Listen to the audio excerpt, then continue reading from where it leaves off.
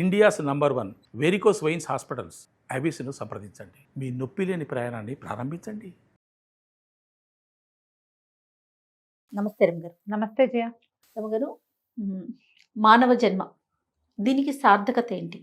వచ్చాము, ఏదో ఆయన పంపించాడు, వచ్చాము, మళ్ళీ పిలుస్తాడు, వెళ్ళిపోతాం.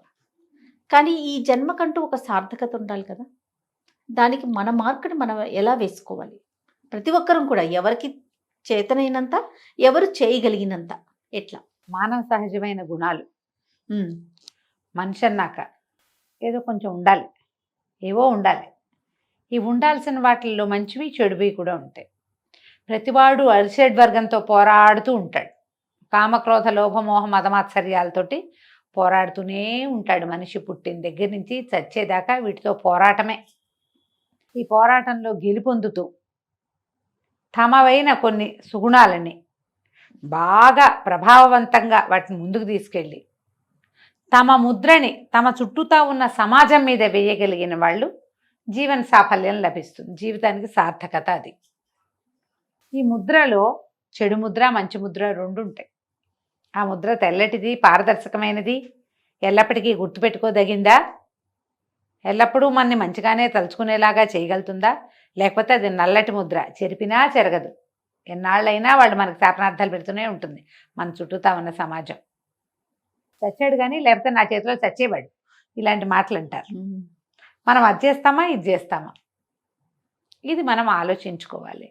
ఇదేంటంటే రోజువారీ నేను నా ముద్రని సమాజం మీద వేయాలి, నేను వెళ్ళిపోయా కూడా నా పేరు మంచిగా తలుచుకోవాలి, నేను ఎప్పటికీ నా కీర్తి చంద్రికలు విశ్వవ్యాప్తంగా ఉండాలి, ఇవన్నీ ఆలోచించం జయ. మనం ఎలా మనని భగవంతుడు పంపించాడు, భగవంతుడు పిలుచుకుంటాడు అనే విషయాన్ని గ్రహించకుండా మన నాటకం మనం ఆడుకుంటూ పోతాం. ఈ ఆడే నాటకంలో నా వల్ల నేను ఒక మంచి అద్భుతమైన ముద్ర వేస్తాను, రేపు కూడా నేను ఉంటాను, అవన్నీ ఆలోచించరు. ఆలోచించకుండా జీవించేస్తూ ఉంటాం. తెల్లారిందా, తిన్నామా, పడుకున్నామా, లేచామా, మళ్ళీ తెల్లారి, ఇదే గోల. ఇందులో మళ్ళీ మనకి సంపాదన కోసము, జీవితం కోసము, సంసారం కోసము, ఫ్యామిలీ కోసము, జీవిక రోజువారీ తిండి తిప్పలు, వీటి కోసము, భవిష్యత్ తరాలకు సరిపడా సంపాదించడం కోసము, ఇదే కాకుండా నా మాటే గెలిపించుకోవటము, నేనే ముందుండటము, నాకు నచ్చేలా ఉండటము, నాకు నచ్చిందే చేయటము, నేను అనుకున్నదే జరగటము, ఇవన్నీ రటన ఉంటుంది ప్రతి వాళ్ళకి. అది ఉంటుంది, ఇది ఉంటుంది. చిన్న జీవితం వాడికి బతకటం కోసం, పెద్ద జీవితం వాడికి తను కింగులా ఉండటం కోసం, దీనికోసమే పోరాడుతూ ఉంటాం. చిన్నదానికి చిన్న పోరాటం, పెద్దదానికి పెద్ద పోరాటం. వీళ్ళేమో హాయిగా ఉన్నారని అనుకోకర్లా, మనం వీళ్ళకి ఉంటాయి పోరాటాలు, వాళ్ళకి ఉంటాయి. ఈ పోరాటంలో పడి రేపు మన తర్వాత మనం ఇక్కడ ఉంటామా లేదా అవి ఏవి ఆలోచన అసలు చేయము. మనం ఇలాగే తోచక మాట్లాడుకునే మాటలు అప్పుడు చెప్పుకుంటాము, స్పీచుల్లో చెప్పుకుంటాము. పెద్దవాళ్ళు ఎవరైనా మాట్లాడేటప్పుడు ప్రవచనకర్తలు నీదైనా ముద్ర వేయి, నీ తర్వాత కూడా నువ్వు చిరంజీవిగా ఉండాలి అని మాట్లాడతారు, చెప్తారు. ఎవరైనా చనిపోయిన వాళ్ళ గురించి మాట్లాడుకునేటప్పుడు మనం వింటాము, ఆహా వీడు చచ్చి కూడా ఎంత మంచి పేర్లతో ఉన్నాడు, మనం కూడా ఇలాగే చెయ్యాలి అని ఒక వాక్యం వస్తుంది బ్రెయిన్లోకి. తెల్లారేక అన్నిటితో పాటు అది కూడా పోతుంది. అవి గుర్తుండవు. జీవితం ఒక పోరాటంగా వెళ్తూ ఉంటుంది. దీంట్లో నువ్వు సరైన పని చేస్తే నీ ముద్ర ఆటోమేటిక్గా ఉంటుంది. ఏమిటి ఆ సరైన పని? ఒకటి, కళలు అవి ఉంటే, లలిత కళలు, ఫైన్ ఆర్ట్స్, వాట్లల్లో బాగా ముందుకెళ్ళటం. వీళ్ళు ఉండిపోతారు. రససిద్ధులైన కవీశ్వరులు, వాళ్ళకి యశక్కాయాలకి ఎటువంటిది భర్తృగారు చెప్పారు, నాస్తి తేషాం యశక్కాయే జరామరణజం భయం అని. జయంతి తే సుకృతినో రససిద్ధాః కవీశ్వరాః నాస్తి తేషాం యశక్కాయే జరామరణజం భయం అని. కొంతమంది కవులో లేకపోతే ఇలా గాయకులని, వైతాళికులని, వీళ్ళంతా ఏంటంటే వాళ్ళు జయిస్తారు ఎప్పటికీ కూడా. రససిద్ధి కలిగిన వాళ్ళు, అద్భుతాలు సాధించిన వాళ్ళు, వాళ్ళ తాలూకు కీర్తికి జరా లేదు, మరణము లేదు. అంటే వృద్ధాప్యము రాదు, మరణము రాదు, ఎప్పటికీ వాళ్ళు ఈ ప్రపంచంలో ఉండిపోతారు. బాలసుబ్రహ్మణ్యం గారు 2 సంవత్సరాల క్రితం గతించారు. ఆయన కంఠం చెవిన పడని రోజుందా మనకి? ఘంటసాల గారు ఎప్పుడో 25-30 సంవత్సరాల క్రితం గతించారు. ఆయన్ని తలుచుకోకుండా ఉంటున్నావా మనం? ఇప్పుడు వాళ్ళంతా అట్లా తమ రంగంలో తమదైన ముద్ర సాధించి ఉంచారు. ఎప్పటికీ వాళ్ళని తీపి జ్ఞాపకాలు, వాళ్ళ మంచి గుర్తులు అద్భుతమైనవి గుర్తుంటూనే ఉంటాయి. ఈ రససిద్ధులైన వాళ్లే కాకుండా టీచర్లు, మనలాగా మాట్లాడేవాళ్ళు, ప్రవచనకర్తలు, గురువులు, వీళ్ళందరూ కూడా ఎల్లప్పటికీ గుర్తుంటూనే ఉంటారు. వాళ్ళ దాంట్లో వాళ్ళు ముద్ర వేస్తారు. ఒక ఆఫీస్లో పనిచేస్తున్నాం, మంచి పేరు తెచ్చుకుంటాం. ఇదివరకు ఒక ఆయన ఉండేవారు, ఆయన చాలా బాగా చేసేవారు అంటారు, ఆయన వెళ్ళిపోయినా కూడా. అవును కదా, మా తాత చాలా మంచివాడు, మాకు అందరికీ అన్ని ఏర్పరిచి పెట్టాడు అని చెప్పుకుంటాం. ఫ్యామిలీలో కూడా మన ముద్రలు ఉంచుకోగలుగుతాం. ఇప్పుడు ప్రతి వాళ్ళు రససిద్ధులే కాలేకపోతాం, కానీ మనమున్న సమాజంలో మనని తిట్టి చీదరించుకుని అసహించుకుని మన పేరు పెట్టుకోవటానికి కూడా ఇష్టం లేని స్థితులు కల్పించుకోకూడదు. ఒక మనిషి జీవితానికి సాఫల్యం ఏంటంటే మరణించిన తర్వాత కూడా అదే మర్యాదతో అతని పేరుని తీసుకుంటుంటే, ఒకళ్ళైనా కనీసం ఒకరు బ్రతికుండగా ఏ మర్యాదని పొందాడో ఆ మర్యాదని మరణానంతరం కూడా పొందగలిగితే అది జీవితానికి సాఫల్యం. మనుషుల జీవితాలు అందుకు కావాలి. అవును, మనం ఏదో బతికాం ఉన్ననాళ్ళు ఏదో మన ఏడ్చాం లిచకపోయాం కాదు, అది కాదు. దానివల్ల ఏ సఫలత లేదు. అంటే చచ్చిపోయాక మనకు ఎలా తెలుస్తుందండి అని అనిపిస్తుంది కదా. కానీ మనతో పాటు సమాజం మొత్తం వచ్చేది, మన గుంపు కొంత ఇక్కడ ఉంటుంది, మనం పోయాక కూడా.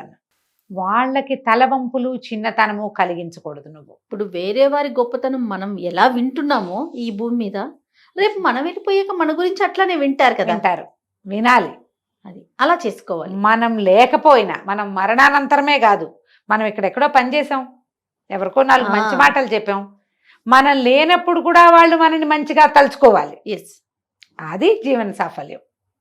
ఇప్పుడు ఎంతసేపు చచ్చిపోయాకే మాట్లాడుకుంటున్నాం, అవునవును, చచ్చాక కాదు. అవును, మనం ఇక్కడ ఉండంగానే, మనం వెళ్ళిపోయినా మన సౌరభాన్ని విడవగలిగి ఉండాలి. మనం వాళ్ళు ఉన్నారు, వాళ్ళు వచ్చారు, చేశారు, చెప్పారు, వీళ్ళకి చెప్పడం వల్ల మాకు బాగుంది, వీళ్ళు చాలా బాగా చెప్తారు, చాలా బాగా చేశారు, ఎంత సహాయం చేశారు, అన్నం పెట్టారు మాకు, ఇలాంటివి వెనక్కి ఉంచుకోగలగటమే మానవ జీవితానికి సార్థకత.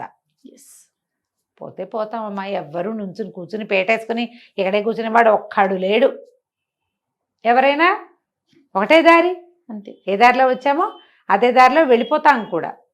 మన ముద్రని విడిచిపెట్టి వెళ్ళగలమా లేదా అనేది ఆలోచించండి తప్పకుండా. ఇప్పుడు ఈ జీవన పోరాటము, ప్రయత్నము, మన డాన్స్ మన నాటకం మనం ఆడేసుకుంటూ ఉంటాం. దీంట్లో కూడా ఒక మంచి చేయొచ్చు మనం. ఈ నాటకంలో ఎప్పుడు మంచి చేసే, సహాయం చేసే, ఒక మంచి మాట ఆడగలిగే అవకాశం ఎప్పుడు వచ్చినా దాన్ని తీసుకోండి. ఖచ్చితంగా. మన జీవితంలో మనం వెళ్ళేటప్పుడు ఎన్నో పొరపాట్లు, తప్పులు, ఇతరులను ఇబ్బంది పెట్టడము, ఎవరో ఒకరిని ఇరుకున పడేయటము, బాధ పెట్టడము, ఏ సహాయము చేయకుండా వెళ్ళిపోవాల్సి జరుగుతూనే ఉంటాయి. అవుతాయి, మన మనుషులం కదా, జరుగుతుంది ఇట్లా. కానీ దీంట్లో కూడా ఎప్పుడైనా మనకి సహాయం చేయాల్సిన అవసరం వస్తే దాన్ని తీసుకోండి. అది మానదు, అది మనని మన వెనకాల నుంచోబెడుతుంది. తప్పకుండా ఆ నుంచుతేనే మానవ జీవితానికి సార్థకత. మనిషి అయి పుట్టినవాడు ఎవడైనా సరే ఇతరులకి సహాయపడాలి. భగవద్ధ్యానం చేయటము, ఇతరులకి సహాయపడము, మనం ఏ భూమి మీద పుట్టామో ఆ భూమికి కొంత మేలు చేయటము, ఎంతో కొంత, ఇవి అవసరం. ఊపిరి ఎలా తీసుకుంటున్నామో ఈ పనులు కూడా అలాగే చేయాలి. ఓ మొక్క పెట్టండి, ఓ మొక్కలకి సహాయం చేయండి, వాడికి ఒకడికో ముద్ద అన్నం పెట్టండి, ఒకళ్ళకో మంచి మాట చెప్పండి, మీకు వచ్చిన విద్య ఎవరికైనా చెప్పండి. చాలామంది అలా కూడా ఉంటారు, తమ ఏదైనా నేర్చుకుంటే ఎవరికి చెప్పకూడదు అనుకుంటారు, దాచేసుకుంటారు. విద్యలు దాచుకోవద్దు. మానవ జీవితానికి సాఫల్యం ఎప్పుడంటే మనం ఇతరులకి నేర్పగలిగినప్పుడే. మనం అట్లా దాచేసుకుంటే మనకి పురాణాలు అవి వచ్చేవా? అదే కదా, ఇప్పుడు వచ్చింది ప్రింటు, ఇదివరకు ప్రింట్లేవి. ఈ మంచి మాటలన్నీ, ఈ భగవద్గీత, ఈ భాగవతం, ఈ అష్టాదశ పురాణాలు, ఈ సాంఖ్యయోగాలు, ఇవన్నీ ఎక్కడి నుంచి వచ్చినాయి? ఉపనిషత్తులని, వేదాలని ముందు నుంచి వాళ్ళు తర్వాత తరాలకు అందించుకుంటూ పోయారు కాబట్టి వచ్చినాయి. అలా మనం ఏదైనా ఒక మంచి విషయం, మంచి తెలిసి ఇతరులకి అందించండి. అప్పుడు కూడా మానవ జీవితానికి సార్థకత లభిస్తుంది. ఎవరి లెవెల్లో వాళ్ళు, ఎవరు ఏం చేయగలిగితే అది, కానీ చేయాల్సిందే తప్పకుండా. అంతే, చేస్తేనే మీకు మనిషిగా పుట్టినందుకు మీ జీవితానికి ఒక విలువ, ఒక మర్యాద. మీ దృష్టిలో అయినా ఉండాలిగా మీకు మర్యాద, ఆ, అవునా కాదా? అంతే కదా రమ్మగారు. కాబట్టి మన దృష్టిలో మనం మర్యాదగా ఉండటానికైనా కూడా మనం మనుషులుగా మిగలాలి, నిలవాలి, ఉండాలి. నమస్తే అండి. నమస్తే చె